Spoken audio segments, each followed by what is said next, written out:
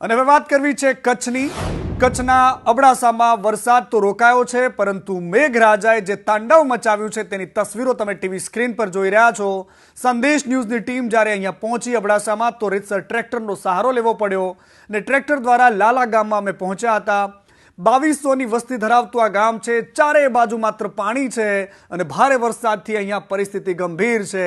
આ ગાયોના ગૌશાળાની બહારની તસવીરો છે કે જ્યાં કેટલીક ગાયો અહીંયા असहाय परिस्थिति में જોવામાં આવી રહી છે। તંત્ર દ્વારા પાણીના નિકાલની કોઈ જ કાર્યવાહી નથી થતી। લોકો રોષ ઠાલવી રહ્યા છે અને સંદેશ ન્યૂઝ જ્યારે ગામમાં પહોંચ્યું તો આ જ પ્રકારની વાતો સામે આવી। સંદેશ ન્યૂઝની ટીમ પહોંચી છે અબડાસાના લાલા ગામે છેલ્લા 4 દિવસથી અનરાધાર વરસાદના કારણે પાણી ભરાઈ ચૂક્યા છે। કેમેરામેનને કહીશ કે આપણે દ્રશ્યો બતાવશે। હાલ જે પાણી છે 4 થી 5 ફૂટ જેટલા પાણીઓ છે હાલ ભરાયેલા જોવા મળી રહ્યા છે। સ્થાનિક લોકો છે એમની સાથે વાત કરીશું। શું કહેશો, કેટલા દિવસથી આ પાણી ભરાય છે, શું હાલાકી પડી રહી? છેલ્લા 27 થી 30 તારીખ 4 દિવસ થઈ ગયા અનંધાર વરસાદ છે ને કાલની પરિસ્થિતિ એવી હતી અમે તંત્રને વહીવટીતંત્રને જાણ કરી છતાં કોઈ વહીવટીતંત્ર આવ્યું નથી।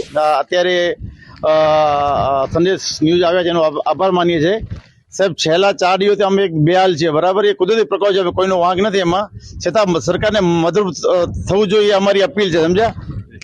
એટલે અન્ય લોકો છે એમની સાથે વાત કરીશું। શું પરિસ્થિતિ છે ને હાલ કેવી પરિસ્થિતિ?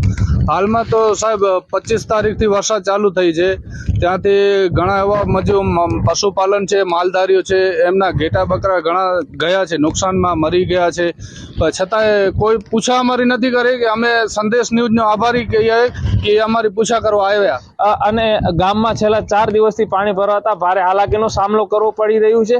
જગદીશ ભાનુશાલી, સંદેશ ન્યૂઝ, અબડાસા, કચ્છ। અને કચ્છના અનેક તાલુકાઓમાં આ જ પ્રકારની પરિસ્થિતિ છે। લોકો તો અસહાય છે, પરંતુ મૂંગા પશુઓ અહીંયા મોતને ભેટી રહ્યા છે। બીજી બાજુ નલિયાની આ તસવીરો અમે તમને બતાવી રહ્યા છે કે જ્યાં વરસાદ તો બંધ થઈ ગયો, પરંતુ પાણી નથી ઓસરતા। પોલીસ સ્ટેશનના પ્રાંગણમાં પણ વરસાદી પાણી ઘૂસી ચૂક્યા છે। આ નલિયાની તસવીરો છે, કોતારા પોલીસ મથકના પાણી ભરાયેલા દ્રશ્યો છે। નલિયાના નીચાણવાળા વિસ્તારો હજુ પણ પાણીમાં છે। પોલીસ સ્ટેશન હોય કે તમામ એ શહેરના વિસ્તારો, એ ગલીઓ કે જ્યાં આજે પણ જળબંબાકાર જેવી પરિસ્થિતિ છે। ચારે કોર પાણી વચ્ચે અત્યારે આખાય કચ્છમાં માત્ર જળબંબાકાર જેવી પરિસ્થિતિ।